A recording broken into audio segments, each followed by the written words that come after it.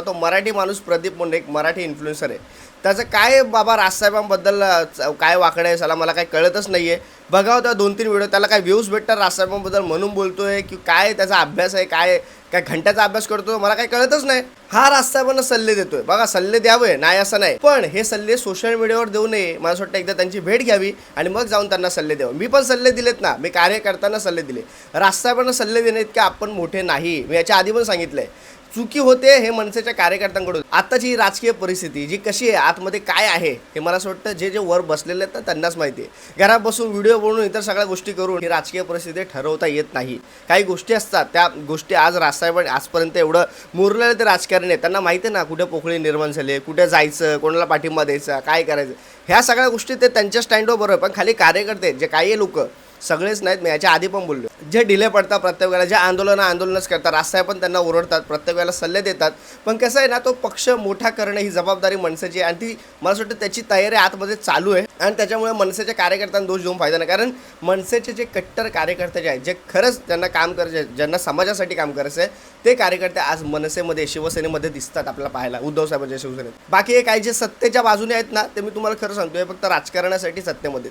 त्यांना माहिती आहे समोर चुकीचं घडतंय, आमचा पक्ष चुकीचा करतोय, तरी पण ह्यांना फक्त राजकारणासाठी म्हणून ह्यांना पाठिंबा द्यायचा आहे. आणि अशा कार्यकर्त्यांना, मनसेच्या, शिवसेनेच्या कार्यकर्त्यांना मला असं वाटतं तुम्ही यांना शिकवू नका काय करायचं आहे किंवा काय नाही. त्यांचे बाप राजसाहेब ठाकरे, उद्धवसाहेब ठाकरे आहेत खंबीर. पहिली एक तर गोष्ट, तो मराठी माणूस प्रदीप बोलला की राजसाहेबांनी हिंदुत्व सोडलं. त्याच्यावर मग महेंद्र भानुशाली यांनी त्याला सांगितलं की बाबा माझ्या समोरासमोर येऊन बोल, आपण डिबेट करू, हेल्दी डिबेट करूया. त्याच्यानंतर तो बोलला वाटतं काय करूयात वगैरे, व्हिडिओ त्यांनी सांगितलं. तर कधी करतायत काय ते आपण बघू.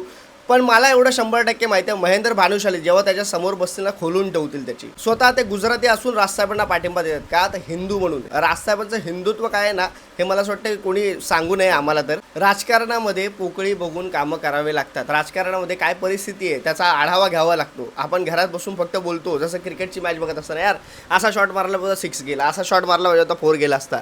ते एवढं सोपं नसतं. जेव्हा आपण फील्डवर उतरतो तेव्हा आपल्याला कळतं त्या गोष्टी काय करायच्या असतात किंवा काय गोष्टी आहेत. ते आज राजसाहेबांकडे सत्ता यायसाठी म्हणून काहीही ते करू शकतात, पण त्यांनी कधी केलं नाही. हा सांगतोय एकनाथ शिंदेसारखा माणूस जर का मुख्यमंत्री म्हणू शकतो, राज ठाकरे का थोडंफार करू शकत नाही. त्या माणसाला राजकारणच करायचं असतं ना, तर उद्या तो मुख्यमंत्री म्हणून सत्तेत बसेल. पण त्याला कोणाच्या हाताखाली काम नाही करायचं. कारण कोणाच्या हाताखाली काम करायचं म्हणजे स्वतःच्या मर्जीने काम करण्यासारखं नसतं. ते वरून ऑर्डर आली ते आपलं गप बोलायचं आणि काम करायचं, चुपपणे काम करायचं.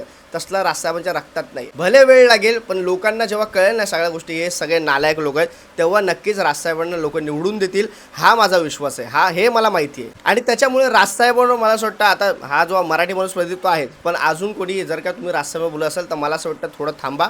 तर आता थोड्या दिवसातच भाजपची आता सगळ्यांना कळायला लागली आहे काय आहे परिस्थिती.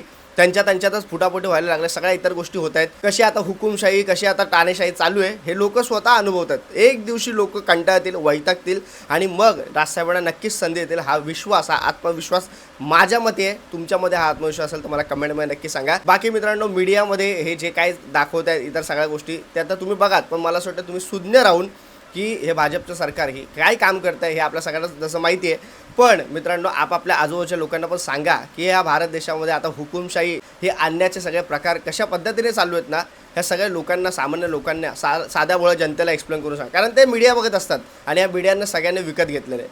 एवढंच मला तुम्हाला सांगायचं आहे. माझ्याकडून होईल तेवढं मी तुम्हाला सांगत जाईल. बाकी तुम्ही लोकांना सांगा. तुर्तास सांगतो. जय हिंद, जय महाराष्ट्र.